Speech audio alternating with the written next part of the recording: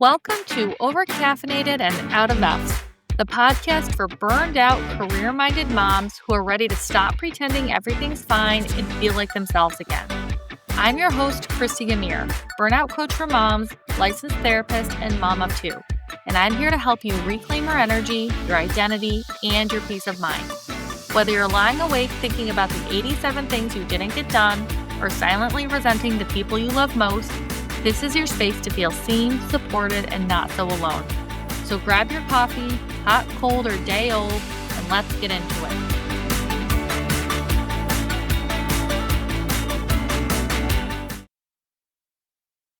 Hey everybody, it's Christy. Welcome to Overcaffeinated and Out of Effs. In today's episode, I'd like to welcome our guest, Julie Coraccio.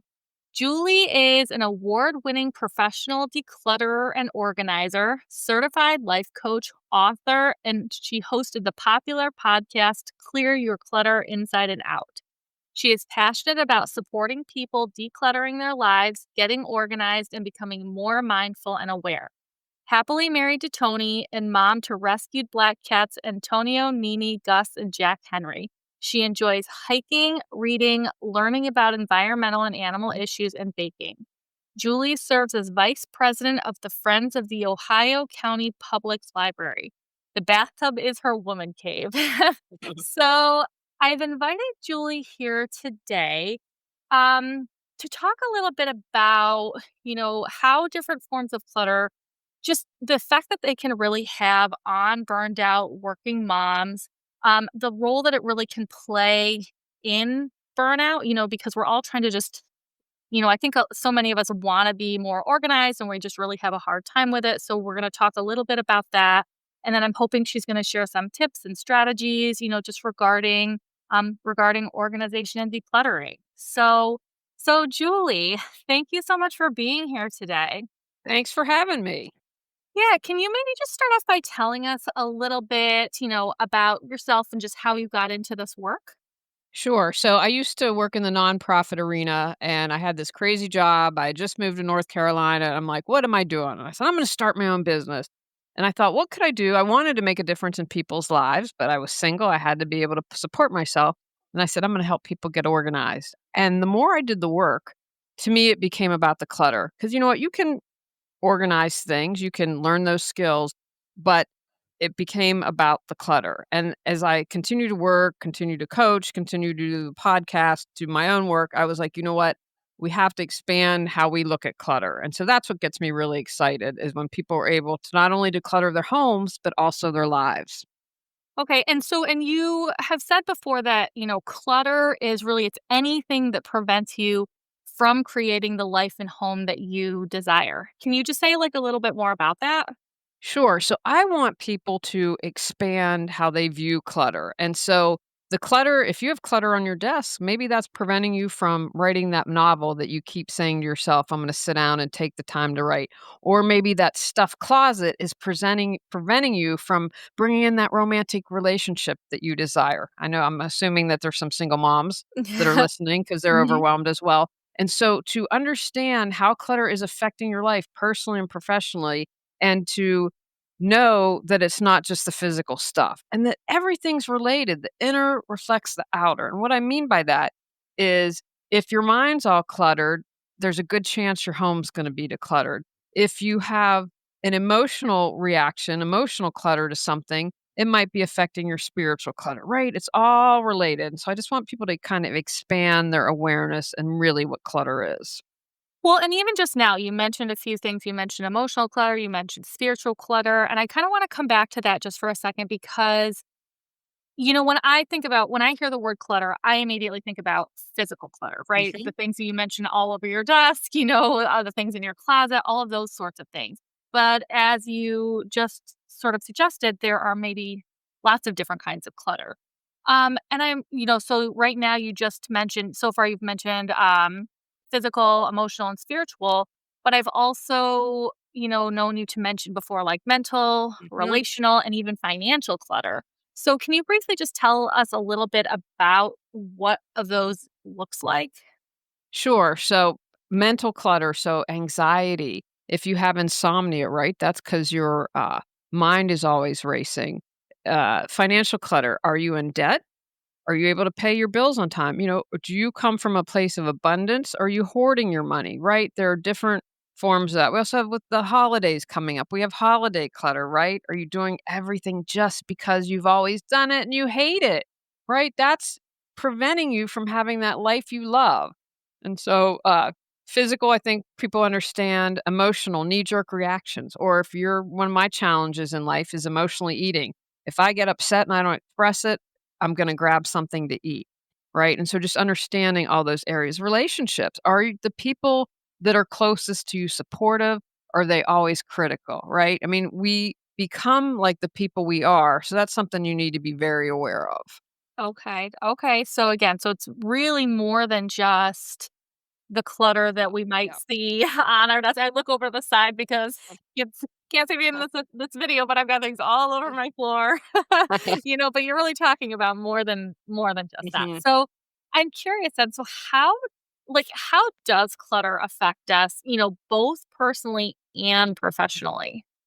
Right. So, they have done studies and they have found that in an office environment, if you have a messy desk, people think you're less competent. And I mean, it's one of those things that's kind of subconscious. They're not really aware of it, but you could be getting passed over for a promotion, right? Mhm. Because or if people like come to you and they're like, yeah, I'll be back in a half hour when you find that document that you need because you don't know where it is, right? I mean, that can build up resentment and that can really prevent you from moving forward in your career. And, I've been hired before when they've said this person needs to get organized and declutter or they're going to lose their job. I mean, it can be that extreme. And then personally, like with relationships, I mentioned the closet, but it's not just that. I had a client once, and every time her mother-in-law walked in the door, she criticized her Mm. because of the clutter, right? And so Mhm. one of the things we worked on besides decluttering the physical stuff is I was like, you know what? You're going to set a boundary with your mother in law. And instead of getting upset, you're going to say, you know what? I need you to watch the kids so I can have an hour to myself. Or, if she walks in and starts criticizing me, okay, then can you help me make dinner? Right. And switching that and not having the frustration and having the mother in law become a support system instead of something that was aggravating and causing her a lot of stress.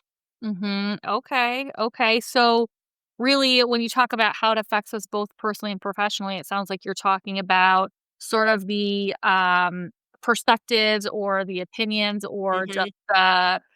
the judgments of the other people who might be seeing it. Yeah, absolutely. Okay. So now this podcast, the people who are listening, it's mostly comprised of, working moms who are overwhelmed, they're burned out. And as I was talking about earlier, I know one of the big challenges for a lot of people is just for a lot of these moms is even just being able to sort of eliminate that clutter just to stay organized because they already have so many other things that are going on. They don't have a lot of time. They have a lot of other things they're trying to manage.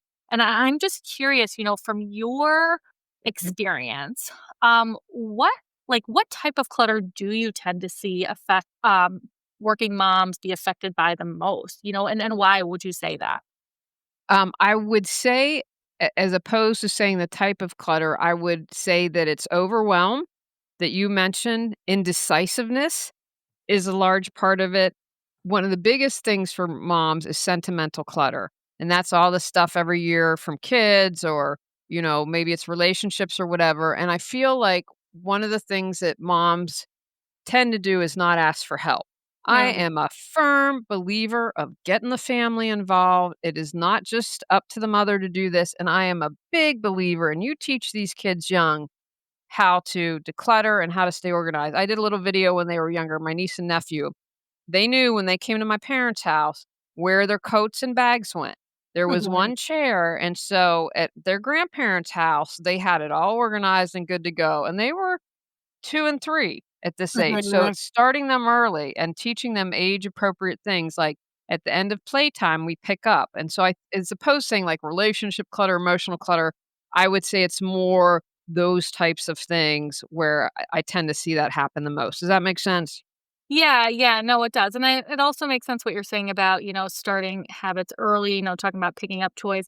One of the things that I I do that I don't I don't know if it's the best thing or not, but when my daughter, she's 9 and she, is at an age where she can clean her room, but sometimes it just, on her own, but sometimes it just gets so messy even for Yeah. her, like, it's overwhelming and she really needs Yeah. help. And as we go through it, one of the things that I have her do is I have her sort of we take all the stuff, all the mess, and we get them to pull it all together, and then we put it into separate piles of like, okay, these are the things that we need to put away.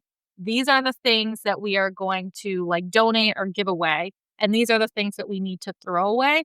And I kind of just like make her go through everything relatively quickly. I don't let her sort of spend too much time on any one thing. I just kind of want like quick decisions that we put it in a pile and then we kind of go from there. And I don't know if that's a good thing to do or not, but I find that it sort of gets her in the habit of just learning, it's okay to get rid of things, whatever that looks like. I think that's a wonderful, and I think, you have to do each child has a different personality, and so to be aware of that. And I wanna just touch on 2 things. One, on donations. I love that, and I think, for kids that are challenged to let stuff go, because some are, and that's not right or wrong, if you find a charity that they can get behind, "Oh, you know what? We can donate these blankets to the doggies and the cats that don't have a home in the shelter."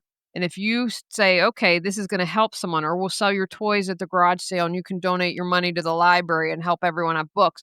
If you find a charity they can get behind, that sometimes can make a huge difference in them letting go things. And I also encourage parents and moms, go through it if you're especially if you're the mom that's holding on to every little piece of art project and thing that they wrote, go at the end of each school year. I want you to sit down with your kids and go through it with them. And the reason I want you to do this, one, to do it, but also because your kids might not want to save something that you think, oh my gosh, Sarah would be so upset if we let this go. And Sarah's like, see ya, like, I don't need that.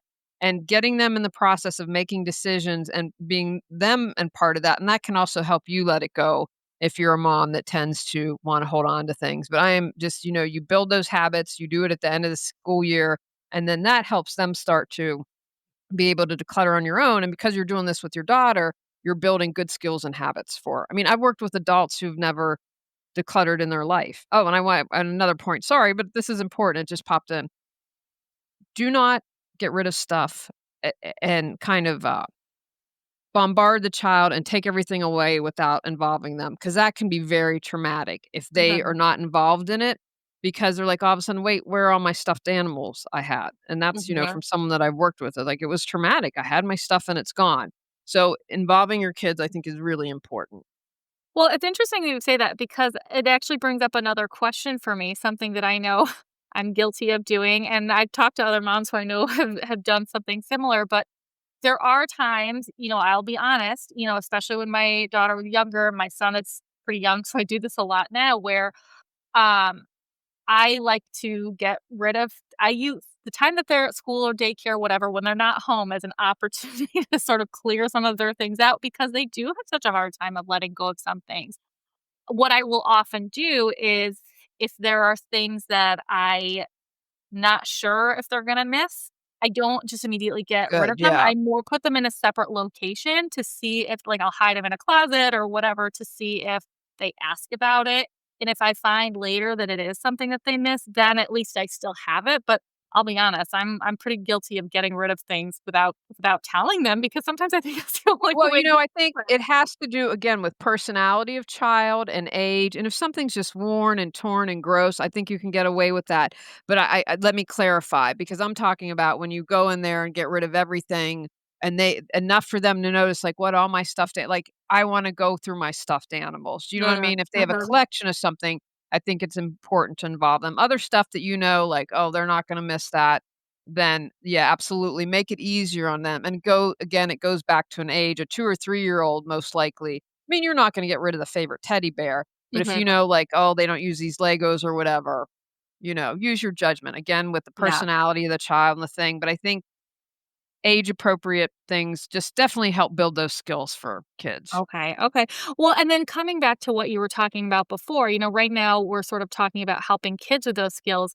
A couple minutes ago, you were talking about the challenges that a lot of moms have with getting, sentimental things. And I feel like it, for a lot of moms, it can seem like everything feels sentimental, right? And the kids come home with about 1,000 art projects Oh, and yeah, coloring yeah. pictures and everything a day.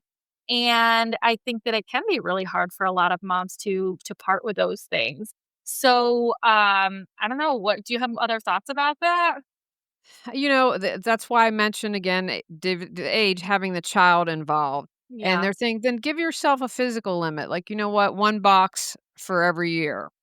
And if Mhm. if you have to have that much, but that's about building discernment and what matters most. Or, these things really going to matter. And that's, and it's hard, but again, like if everything has sentimental value, then nothing does. Does that make sense? Yeah, of course, Yeah. absolutely. Well, and so, things that have sentimental value, obviously it's that emotional attachment. What about things where people have a hard time getting rid of them, not because of sentimental value, but just because there's this idea that maybe someday we might want to use it again. And so because of that, they just end up not getting rid of anything. Yeah. Great question. But I want to add something about sentimental before we move to that Sure. question. A lot of times what people do is they'll have the object and they'll put the memory on the object. And if they think that the object's going to go away, they're afraid the memory's going to go away. And remember that our memories are in our hearts and Hmm. our heads. So if that object goes away, then we will still have the memory. So that can be a big thing that stops people. But I love that you asked that question because "Oh, I might need it someday." Trust me, I hear that all the time. And so what I say to people to start off is I said, "Can you consider and trust that you will get what you need when you need it?" So that if Mm, you let that go, maybe a year from now you do need it, but maybe your neighbor has it. Maybe you can borrow it from someone else. Maybe it's at the library of things. Don't forget to check that out. Our local library has a wonderful library of things.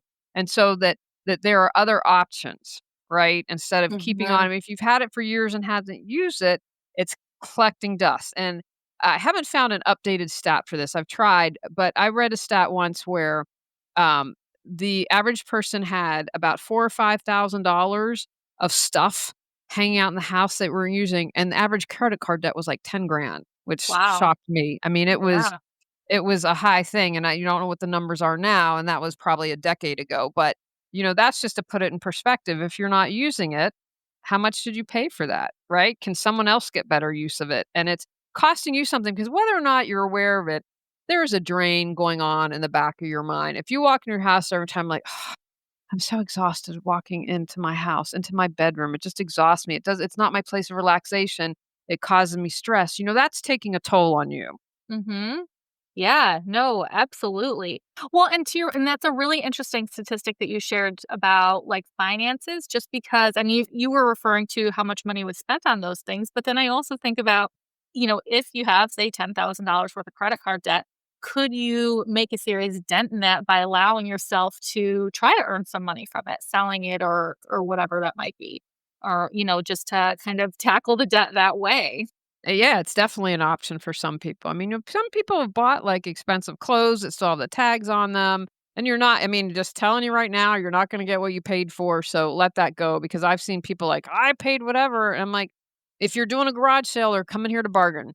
They're coming here to barter or not barter, to whatever you call it, go back and forth with the pricing. And so, uh, Mhm. you won't get what its value are. Sometimes maybe brand new, close to it, but never. Yeah, yeah, yeah. No, that makes sense. Well, and so by getting rid of those things, especially if you can get at least some money for them, it sounds like Yeah. it's really helping you in more than one way. It's clearing Yes. out the things from your home and helping you tackle that debt, which I imagine is very stressful And too. I just want to say really quickly, I'm glad you kind of brought up this because everything's energy. So if you're trying to create something in your life, clutter prevents that from happening. How can the universe give you something you're looking for when you're crammed full of everything, whether it's, energy, whether it's the stuff in your house, you're like, oh, I'd really like a beautiful new dress, but your closet's full of clothes. Well, how can you fit it in there? Mhm. Yeah. Well, and then if it's in there, can you even can you even find Yeah, it? right. Yeah, I imagine how many people don't even necessarily know what's in their closets because it's of true. just Yeah. how much stuff is in there. So I'm curious. So what are some ways that clutter maybe shows up in a busy mom's day to day life that she might not even realize? I'm gonna share this because I think there's something very freeing when you turn 50, you just don't care about the things that don't matter. So, Uh-huh. I see it a lot in relationships, how moms are competitive, with one Mhm. another. There's usually that someone doing those little snippy and snide comments. Mhm. So I see the relationship clutter. I see with moms comparing themselves a lot, and I consider that clutter. Like, be the awesome mom that you are. Are you perfect? No, because no one is. But getting in that comparison trap, and I think that's something that social media has made worse. I'll never Mhm. forget, reading an article in this, and I felt so bad for the kids, and this woman was an influencer, and she was in New York City, and she had small kids. I think they were like 3 and 5. And they talked about how it took 4 hours for this one photo of them looking happy in the Mhm. park, and I was like, that sucks for everyone." And so don't get into that comparison trap. I would say a lot of times, with moms, is creating unnecessary anxiety. Like, as my father would say, "Don't borrow worry, don't borrow trouble." And so becoming present as much as you can. But those are the types of things that I see with overwhelmed moms that kinda tend to sneak in. And, as I mentioned earlier, you need to be really aware and mindful of who's in your circle, especially those Yeah. closest to you. Because I mean, I've seen it just, we moved back to my hometown, which wasn't on the plan of life, and I just kind of can sit back and watch some of these groups. I'm like, oh, no, they aren't your friend. No, a friend wouldn't say and do that. So, I mean, anyway, it's sometimes very sad to say. So those are the things that I see that maybe they typically aren't aware of as much. Okay, okay. Well, and then one of the other things that I know a lot of working moms really struggle with has to do with, the invisible load that they manage, right? And so, they've got everything from, to-do lists, kid schedules, work deadlines, all of those kinds of things that's having an effect on them. How does having clutter, how would you say that adds to that invisible load? I would say that it adds to the invisible load because, in essence, when you have clutter, whatever area, it's focusing on what doesn't matter, right?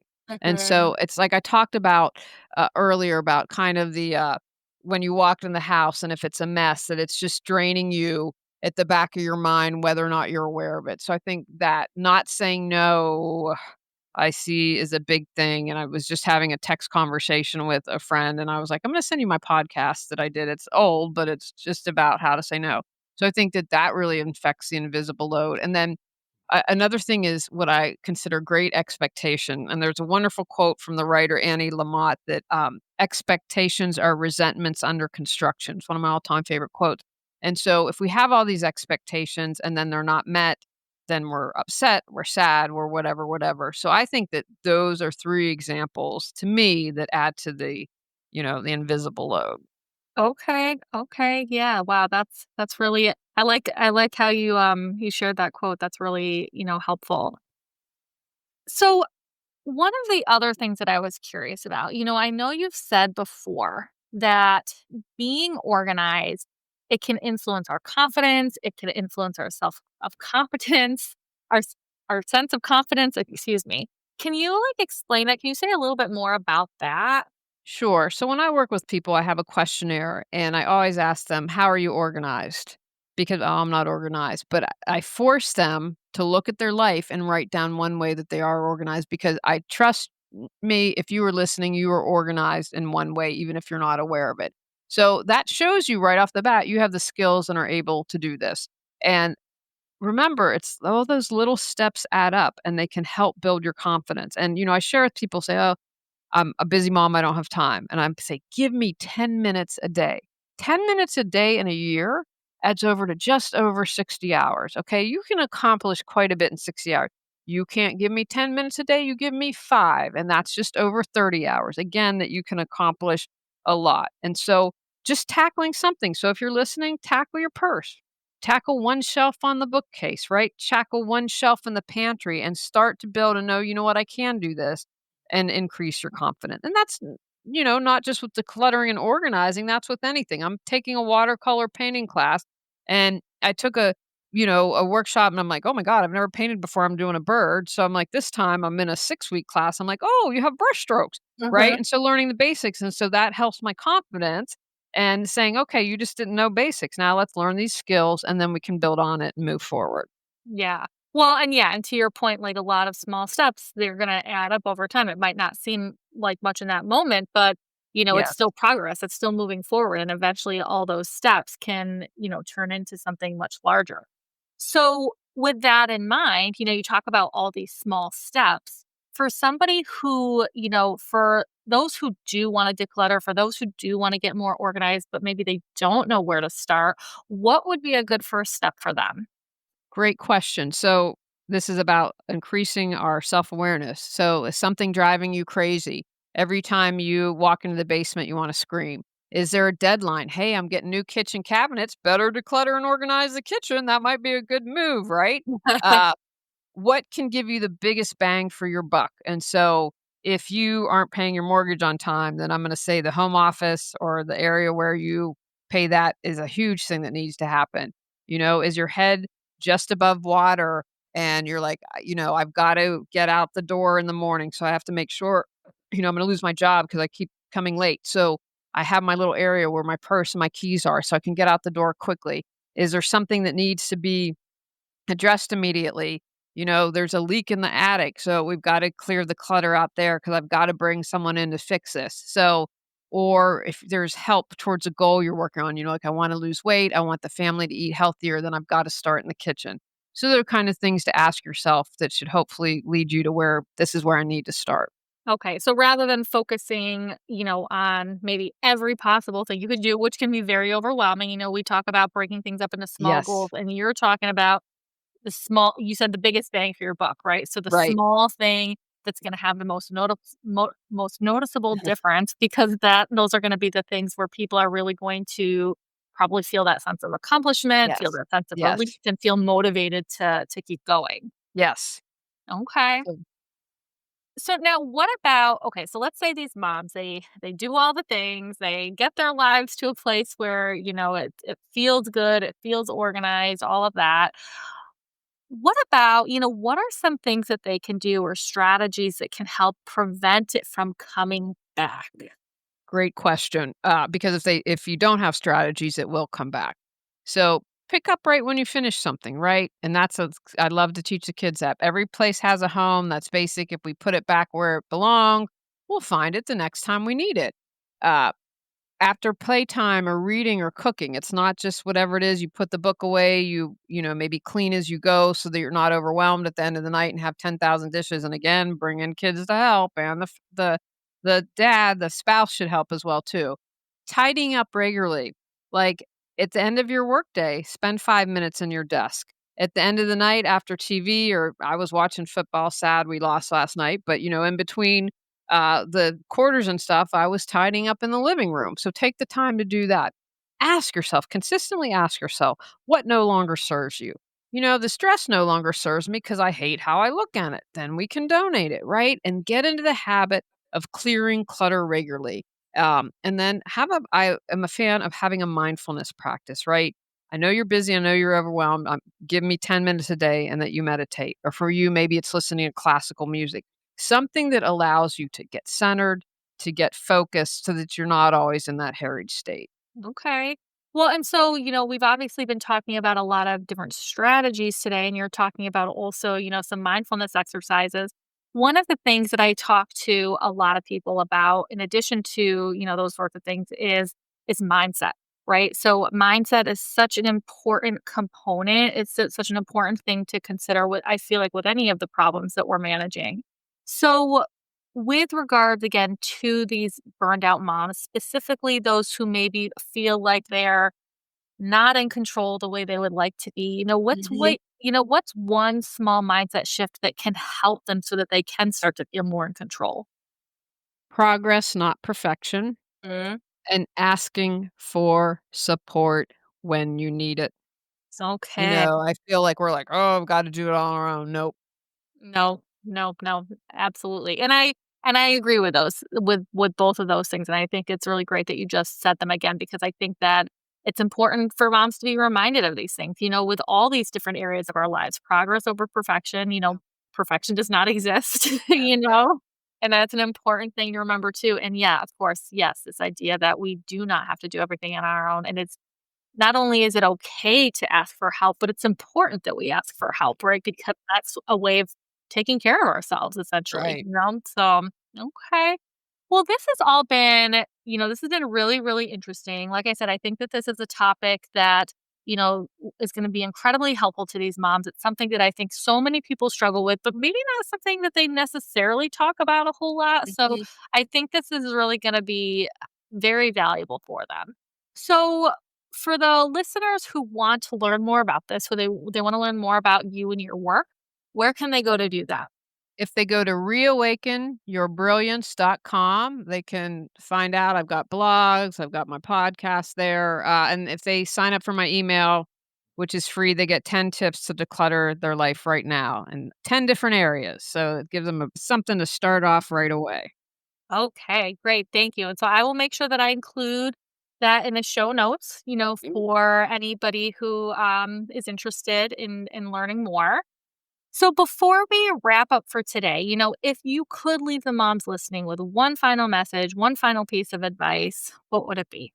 That they are good enough, they are worthy, and they are loved no matter what.